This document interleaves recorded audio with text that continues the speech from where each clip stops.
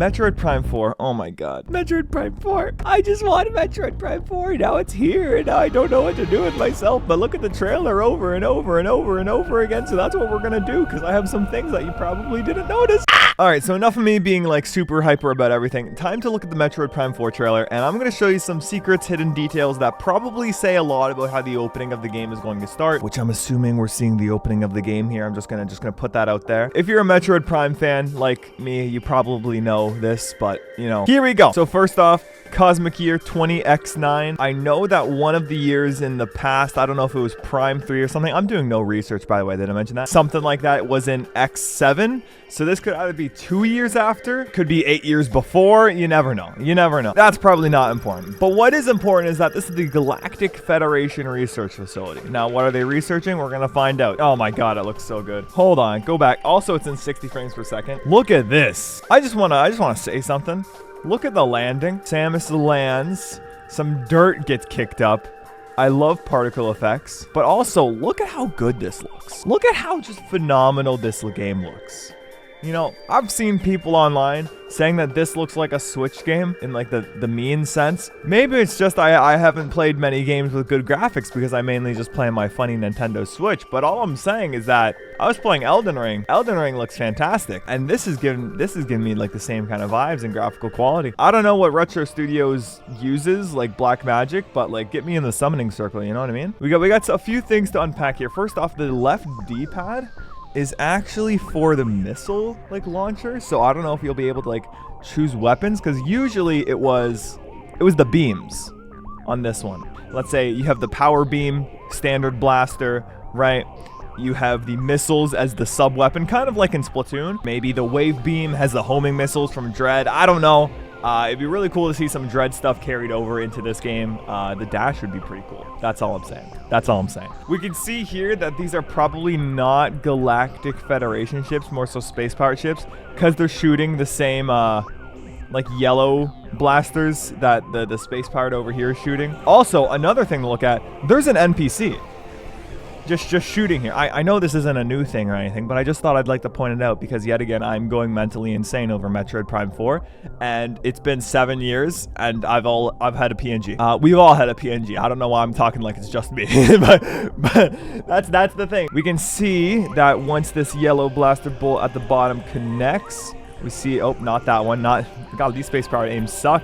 Goodness gracious. Oh, again missed? Oh my goodness gracious. There we go. We see the red flash, so they are indeed taking damage. Oh, 2 shots. Okay, you know, 50% accuracy, not bad. I just love how this game looks. Like, the art direction is so strong already, and we haven't even gotten to, like, the big opening scene part. You got the scan menu. Hold on, was that the visors? Yeah, heavily injured, internal organ failure, you know, basically me on a Monday morning. I don't think that scan is going to be tied to a visor. Now, here's the thing. I do not remember anything about Prime 2 or Prime 3, so this could have been a thing in Prime 2 or Prime 3, but I do not know. But I don't think the scan is going to be tied to a visor. I think it's just going to be you click in the right stick, and you'll activate scan mode. Something like that. Swapping did take some time in the original Metroid Prime, so hopefully they can remedy that. And speaking of things that take time, we can also see when the scan visor is activated, breakable things seem to be highlighted in green, which is pretty cool because Samus goes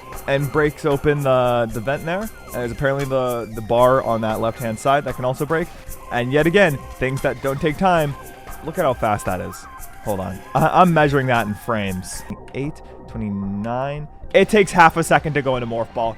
Oh, we're so back. We got Morph Ball going through the Federation Research Facility.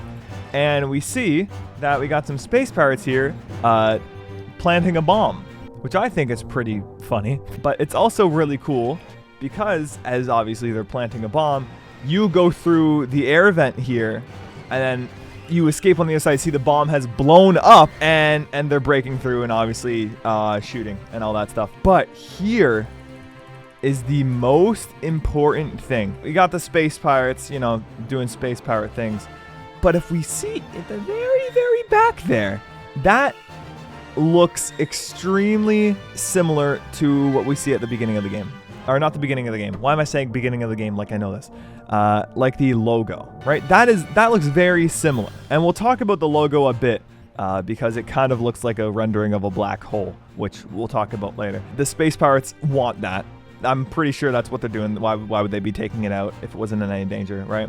Also, on the right-hand side here, this is either an energy tank or some other like collectible thing. Almost looks like Phazon. We can see there is a missile door at the very top right there. So I guess missile doors are back. Who would have guessed? You know, we're so back. But here's where we kind of see the goat. And we got obviously space pirates. And then this is... oh god. Oh, don't tell me I blanked on it. Don't tell me I blanked on his name right here. No, Psylux. This is Psylux. Psylux really hates the Galactic Federation and Samus, because Samus, more often than not, allies with the Galactic Federation to do things. I think the story of this game is going to be like, hey, what if the government you've been helping was evil? At the end, Samus is going to be like, I'm not a big fan of the government, you know what I mean? But another thing to note, at the end of Metroid Prime Federation Force, we see Psylux again getting a Metroid larva, like little baby Metroid. And we see here, these look like Metroids, right? You're like, oh, that's the Metroid from Metroid. Wrong, I think. I cannot stress this enough, I think. Because the Metroid usually have these 3 little balls on the inside, instead of just the one big red one. So I believe these were called, like, oh god, Mocktroids? These things are just bioengineered Metroids, cloned, basically. That would be all there is to it. We get this. This looks like a black hole. This is the MacGuffin, all right? You got, like, almost like these Mobius strip-looking icons. Metroid Prime 4, Beyond, you'll be able to use this black hole thing to just have a completely new style of like movement or something. I don't know. I think it's gonna fuse with Samus's power suit at one point and probably beat up the thing at the end of the game.